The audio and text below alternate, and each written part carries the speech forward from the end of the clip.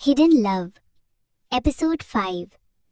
College की छुट्टी के बाद फूविन बिना किसी का इंतजार किए गेट से बाहर निकल जाता है। पॉन्ड पीछे से आवाज लगाता है, फूविन रुक, मैं ड्रॉप कर देता हूँ। फूविन बिना मुड़े ही कहता है, नहीं मैं खुद चला जाऊंगा, और वो सीधा वहां से चला जाता है। पॉन्ड बस उसे जाते हुए देखता रहता है। पहली बार फूविन ने उससे इतनी दूरी बना ली थी। उस रात फूविन अपने रूम में अकेला बैठा होता है। वो फोन खोलता है। पॉन्ड के साथ की पुरानी फोटोज देखकर उसकी आंखें भर आती हैं। फूविन धीरे से, शायद मुझे ही सब भूल जाना चाहिए। दूसरी तरफ पॉन्ड भी अपने रूम में बेचैन था। उसने कई बार फूविन को मैसेज टाइप किया, घर पहुंच गए, लेकिन हर बार वो मैसेज डिलीट कर देता। पॉन्ड मन ही मन, दूर रहना ही बेहतर है, लेकिन उसका दिल हर पल फूविन के पास ही जाना चाहता था। नेक्स्ट मॉर्निंग कॉलेज में सब नोटिस करते हैं। फूविन और पॉन्ड आज भी एक दूसरे से बात नहीं कर रहे। जे धीरे से क्यू से कहता है, यार इन दोनों के बीच कुछ तो हुआ है। विन, पहले तो 1 मिनट भी अलग नहीं रहते थे। सबको अजीब लगने लगता है। लंच ब्रेक, फूविन अकेला कैंटीन के एक कोने में बैठा होता है। तभी एक सीनियर स्टूडेंट उसके पास आकर मुस्कुराकर कहता है, सीनियर यहाँ बैठ सकता हूँ? फूविन हल्का सा सिर हिला देता है। दूर से पॉन्ड ये सब देख रहा होता है। उसके चेहरे पर जलन साफ नजर आ रही थी। अगले दिन कॉलेज के बाद पॉन्ड कैंटीन के बाहर खड़ा था। तभी एक लड़की उसके पास आती है। दोनों नॉर्मल बात करने लगते हैं। इसी वक्त फूविन वहां से गुजर रहा होता है। उसकी नजर पॉन्ड और उस लड़की पर पड़ती है। फूविन कुछ पल के लिए वहीं रुक जाता है। उसके दिल में फिर वही बात गूंजती है, वैसे भी मेरी लाइफ में पहले से ही कोई है। वो धीरे से नजर हटा लेता है। फूविन मन ही मन, शायद यही उसकी गर्लफ्रेंड है। दिल में हल्का सा गुस्सा और दर्द लेकर वो बिना कुछ कहे वहां से चला जाता है। पॉन्ड को पता भी नहीं चलता कि फूविन ने उन दोनों को देख लिया था। उस रात पॉन्ड बाइक लेकर फूविन के घर के सामने आता है। वो फोन करता है, पॉन्ड, फूविन बाहर आ। कुछ देर बाद फूविन घर से बाहर आता है। दोनों कुछ पल तक चुप रहते हैं। फिर पॉन्ड धीरे से पूछता है, उस दिन के बाद से तुम मुझे इग्नोर क्यों कर रहे हो? फूविन चुप रहता है। वो अपना दर्द छुपाने की कोशिश करता है। फिर हल्की सी नाराजगी के साथ बोलता है, मैं बस थोड़ा गुस्सा हूँ। पॉन्ड हैरान होकर पूछता है, मुझसे? किस बात पर? फूविन उसकी तरफ देखता है। तुमने कभी मुझे अपनी गर्लफ्रेंड से मिलवाया ही नहीं, ना ही कभी उसके बारे में बताया। ये सुनते ही पॉन्ड समझ जाता है कि फूविन किस बात की तरफ इशारा कर रहा है। उसके चेहरे पर हल्की सी मुस्कान आ जाती है। अच्छा तो बात ये है, ठीक है, मैं तुम्हारी उससे मुलाकात भी करवा दूंगा। अब बताओ, हमारे बीच सब ठीक है ना? फूविन कुछ पल उसकी आंखों में देखता है। अपने दिल का दर्द छुपाते हुए वो हल्का सा मुस्कुराता है। सब ठीक है, लेकिन दोनों ही जानते थे सब कुछ ठीक बिल्कुल भी नहीं था। नेक्स्ट मॉर्निंग क्लास शुरू होते ही प्रोफेसर क्लासरूम में आते हैं। सब स्टूडेंट्स चुप हो जाते हैं।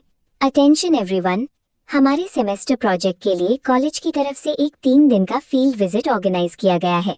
इस प्रोजेक्ट के लिए सभी स्टूडेंट्स को बाहर जाना होगा। क्लास में तुरंत एक्साइटमेंट शुरू हो जाती है। वाओ, फाइनली ट्रिप, ये तो मजा आ जाएगा। प्रोजेक्ट के साथ आउटिंग भी हो जाएगी। प्रोफेसर हल्का सा मुस्कुराकर बोलते हैं, ये पिकनिक नहीं है, प्रोजेक्ट बहुत इम्पोर्टेंट है। कल सुबह 7 बजे कॉलेज कैंपस से बस निकलेगी। कोई भी लेट नहीं होगा। सब अपना जरूरी सामान आज ही प्रिपेयर कर लेना। 3 दिन तक कॉलेज की तरफ से ही अकोमोडेशन अरेंज की गई है। सब स्टूडेंट्स एक साथ बोलते हैं, यस सर। क्लास खत्म होते ही सब ट्रिप की तैयारी की बातें करने लगते हैं। जे क्यू और विन एक्साइटमेंट में पैकिंग की प्लानिंग करते हैं। दूसरी तरफ पॉन्ड चुपचाप फूविन की तरफ देखता है और फूविन उसकी तरफ देखे बिना ही अपना बैग लेकर क्लास से बाहर निकल जाता है। पॉन्ड धीरे से मुस्कुराता है।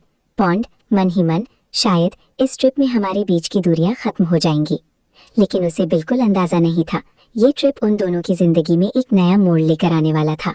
कॉलेज कैंपस में सब स्टूडेंट्स फील्ड ट्रिप के लिए जमा हो चुके थे। जे क्यू, विन और फूविन बस के पास खड़े होकर पॉन्ड का वेट कर रहे थे। यार पॉन्ड अभी तक नहीं आया? तभी दूर से पॉन्ड आता हुआ दिखाई देता है, लेकिन उसके साथ वही लड़की भी चल रही होती है। फूविन की नजर जैसे ही उस लड़की पर पड़ती है, उसके चेहरे की मुस्कान धीरे से फीकी पड़ जाती है। फिर भी वो अपना दर्द छुपाकर मुस्कुराने की कोशिश करता है। पॉन्ड उन दोनों के पास आकर कहता है, गाइस मीट हर, ये मेरी फ्रेंड है। वो लड़की सबको स्माइल करके हेलो बोलती है। हाय, मेरा नेम मिमी है। Hi, nice to meet you.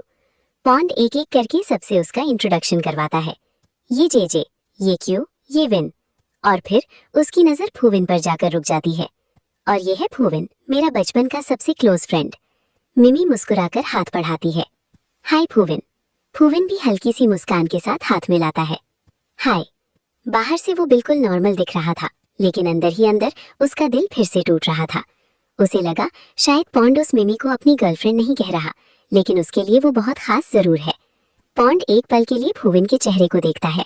उसे महसूस होता है फूविन की मुस्कान आज भी उसकी आंखों तक नहीं पहुंची। और उसी पल बस का हॉर्न बजता है। सब लोग बस में चढ़ जाते हैं। सब अपनी अपनी सीट पर बैठ जाते हैं। फूविन और विन एक साथ बैठते हैं। जेजे और क्यू साथ वाली सीट पर बैठते हैं और पॉन्ड उस लड़की के साथ बैठ जाता है। बस धीरे धीरे कॉलेज से निकल पड़ती है। पूरा रास्ता पॉन्ड बार बार चुपके से फूविन की तरफ देखता रहता है। हर बार जब फूविन खिड़की के बाहर देख रहा होता, पॉन्ड की नजरें उसी पर टिक जाती। दूसरी तरफ फूविन भी कभी कभी नजर उठाकर पॉन्ड को देख लेता, लेकिन जैसे ही दोनों की नजरें मिलने वाली होती, फूविन तुरंत अपनी नजर हटा लेता। ये सब जेजे, क्यू और विन चुपचाप नोटिस कर रहे थे। तीनों एक दूसरे की तरफ देखकर मुस्कुराने लगते हैं। जेजे धीरे से, लगता है इन दोनों को खुद भी नहीं पता कितना प्यार करते हैं। क्यू और विन बस मुस्कुराकर सिर हिला देते हैं।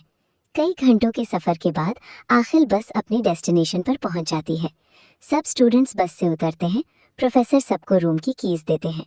प्रोफेसर, सब अपने अपने रूम्स में जाकर फ्रेश हो जाओ। 1 घंटे बाद लॉबी में मिलना, फिर प्रोजेक्ट शुरू करेंगे। सब स्टूडेंट्स अपना लगेज लेकर अपने अपने रूम्स की तरफ बढ़ने लगते हैं। पॉन्ड एक बार फिर मुड़कर फूविन को देखता है।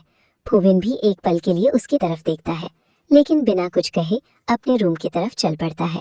उन दोनों के बीच की खामोशी अब और भी गहरी होती जा रही थी। प्रोजेक्ट का पहला दिन। सुबह से ही सब अपने अपने ग्रुप्स के साथ बिजी थे। मेजरमेंट्स लेना, फोटोज क्लिक करना, नोट्स बनाना, सब अपना काम पूरी मेहनत से कर रहे थे। काम के बीच बीच में सब मिलकर हंसी मजाक भी कर रहे थे। शाम तक आखिर प्रोजेक्ट का आज का काम खत्म हो जाता है। प्रोफेसर सबको थोड़ा रिलैक्स करने के लिए एक गेम ऑर्गेनाइज करते हैं। प्रोफेसर, अब थोड़ा एंजॉय भी कर लो, चलो एक गेम खेलते हैं। सब स्टूडेंट्स एक्साइटेड हो जाते हैं। गेम शुरू होता है। इस राउंड में फूविन और मिमी, वो लड़की, एक ही टीम में होते हैं। दूसरी तरफ पॉन्ड, जेजे, क्यू और विन खड़े होकर गेम देख रहे होते हैं। गेम के दौरान जेजे जोर से बॉल फूविन की तरफ फेंकता है। फूविन, कैच। फूविन बॉल पकड़ने के लिए दौड़ता है, लेकिन उसी वक्त मिमी भी उसी बॉल की तरफ भागती है। दोनों एक दूसरे से टकरा जाते हैं। धक। फूविन बैलेंस खो देता है और जमीन पर गिर जाता है। मिमी भी गिरते गिरते बचती है, लेकिन उसके हाथ और घुटने पर हल्की सी चोट लग जाती है। ये देखते ही पॉन्ड तुरंत दौड़ कर आता है। सबको लगता है वो पहले फूविन को उठाएगा, लेकिन पॉन्ड सबसे पहले मिमी का हाथ पकड़कर उसे खड़ा करता है। पॉन्ड, मिमी तुम ठीक हो? मिमी हल्का सा सिर हिला देती है। उसके घुटने की चोट देखकर पॉन्ड परेशान हो जाता है। फिर उसकी नज़र फूविन पर पड़ती है। पॉन्ड का चेहरा अचानक सख्त हो जाता है। पॉन्ड गुस्से में, फूविन, अगर ध्यान से नहीं खेल सकते थे तो खेलने आए ही क्यों? देखो मिमी को चोट लग गई, तुम थोड़ा संभाल कर नहीं खेल सकते थे? फूविन एक पल के लिए चुप हो जाता है। उसके घुटने और हाथ भी छिल गए थे, लेकिन किसी ने उन पर ध्यान ही नहीं दिया। फूविन बस धीरे से उठ खड़ा होता है। फूविन धीरे से, सॉरी, इतना कहकर वो वहां से चला जाता है। दूर खड़े जेजे, क्यू और विन एक दूसरे की तरफ देखते हैं। उन्हें समझ आ गया था पॉन्ड ने गुस्से में बिना पूरी बात समझे फूविन को डांट दिया, और फूविन एक बार फिर चुपचाप अपना दर्द दिल में छुपाकर चला गया।